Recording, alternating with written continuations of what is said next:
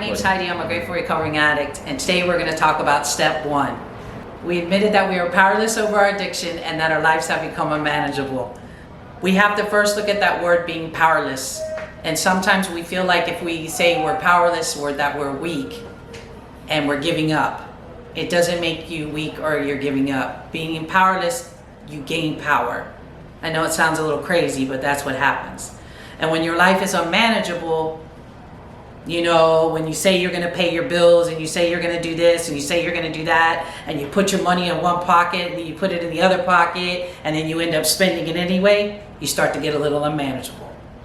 So what the first step tells us is we're powerless over people, places, and things, which means we have no control. Control is nothing but an illusion.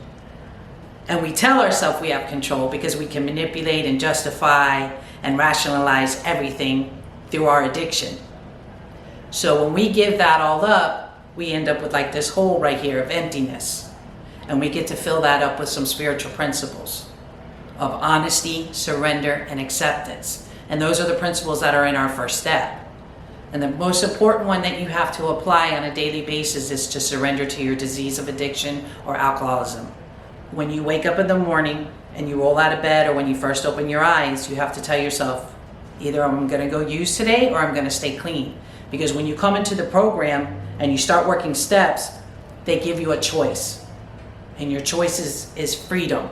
So you can choose to use or you can choose to stay clean. And what I do on a daily basis is I wake up in the morning and I tell myself, you know what? I'm surrendering to my disease today, just for today.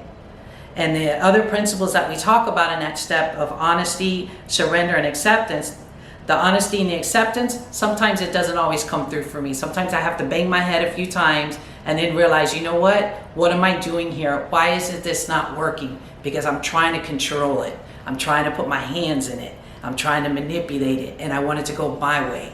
And my way is not the best way. My decision making is not always the best decision making.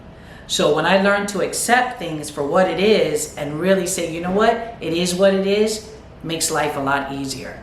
It makes accepting whatever situation comes down the pipe for me a lot easier. Death, relationships, losing jobs, losing license, whatever it is. You apply these principles and you're able to get through that. And the honesty, you have to come with some self-honesty first. We don't come in here when we first get clean, brooming of all this honesty and stuff like that.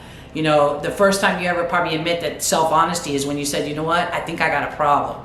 I need to start working some steps. I need to go to treatment. I need to do these things to save my life. That's a pinch of self-honesty for yourself. You know, so when you start to grasp these things and you're able to do these things, life becomes a lot smoother and the path for your journey starts of your recovery. It doesn't happen overnight. It's not gonna, these things you have to practice on a daily basis. So when I do step work with my sponsor or with my sponsees, I have them live these principles in their life. I have them write little assignments every day of how honest they were that day and what they were doing at that time. You know, how they practice acceptance in their life that day and what they were doing at that time. So they can see the evidence on paper and say, you know what, I can get through whatever's going on and I don't have to turn to drugs or alcohol. Because that's not the solution today. The solutions are in these steps that we apply in our life. You know, so the first step is a very important one.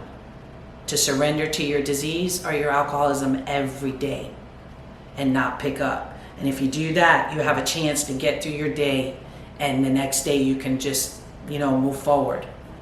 And so the steps are very, very important, but you got to start somewhere. So we start on 1. We can't jump from 1 to 9 and come back down and think we can we'll do 3 and then go to 11. No, the steps are there in an order, and as you work them, you're going to see why they're in an order. So what step 1 does is open you up with some principles of honesty, surrender, and acceptance. And so when you get ready to go to step 2, you get to fill it up with something else. That's going to help you get through your day. It's going to help you get through whatever situation is happening in your life. Good, bad, or indifferent. So, yeah. It's pretty simple. If you're coming to a 12-step program that your life was probably unmanageable and things were getting to be powerless for you over your addiction, because I know there was times where I didn't want to go use But the addiction had me so strong that I was powerless to the addiction. And I would just stay there and not go. And my intentions were to go and do the right thing. But I was so caught up in my disease that it just left me sitting there. And the really cool thing I learned in my first step too is that I live with the disease of addiction that wants to try to kill me and make me suffer every day and be miserable. But if I live by those principles in that first step, my life doesn't have to be like that today. So